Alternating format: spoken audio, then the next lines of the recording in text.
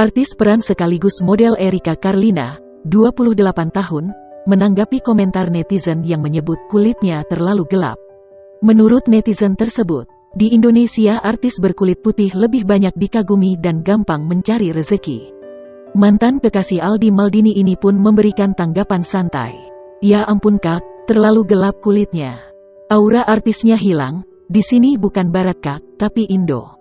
Jadi kesukaannya itu gak sama dengan orang luar, sedangkan harga jual kerja kakak di Indo, tulis netter tersebut mengomentari postingan story Erika.